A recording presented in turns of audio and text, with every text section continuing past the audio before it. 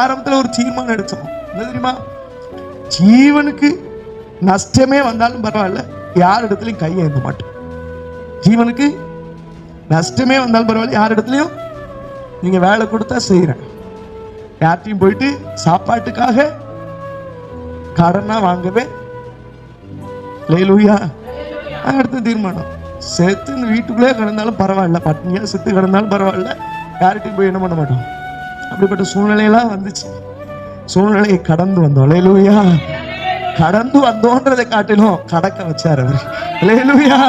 ஆமா ஆமா, நல்லா புரிஞ்சுக்கிங்க. ரேஷன் கடையில 1 ரூபா ஒரு கிலோ அரிசி எவ்வளவுதான் அன்னைக்கு?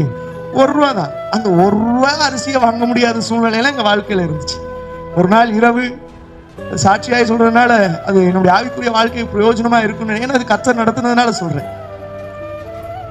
வீட்டுல அரிசி வாங்குறது கூட பணம் கிடையாது. எவ்வளவு? 20 ரூபா கூட கிடையாது. ஏன்னா அன்னைக்கு 20 ரூபா தான். 20 கிலோ அரிசி 20 ரூபா தான். அந்த 20 ரூபா பணம் கூட இல்லாம, மிகுந்த வேலை இல்லை, பணம் இல்லை. இவ 1.5 வயசு இருக்கும் நினைக்கிறேன். எத்தனை வயசு? 1.5 வயசு இருக்கும். அவளுக்கு ஒரு 3.5 வயசு. ஏன்னா 2 வருஷம் டிஃப்ரெண்ட்னால சின்ன குழந்தைங்க.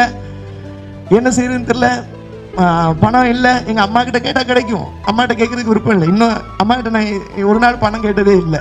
என்னுடைய ஜீவிதத்திற்காக நான் என்ன பண்ணல, ஒரு நாளும் கேட்கக்கூடாதுன்னு ஒரு வைராக்கியம். அவங்க வீட்லையும் கேட்கக்கூடாது, என் வீட்லையும் கேட்கக்கூடாது. லேலூயா.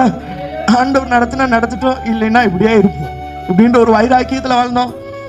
ஒரு நாள் சாப்பாட்டுக்கு வழி இல்லை, ஒன்றும் இல்லை, எதுவுமே இல்லை, வீட்டில் எதுவுமே இல்லை.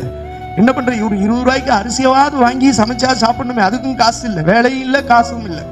என்ன பண்றதுன்னு சொல்லிட்டு எல்லாம் தூங்கினதுக்கு அப்புறம் எனக்கு நல்ல ஞாபகம் இருக்கு.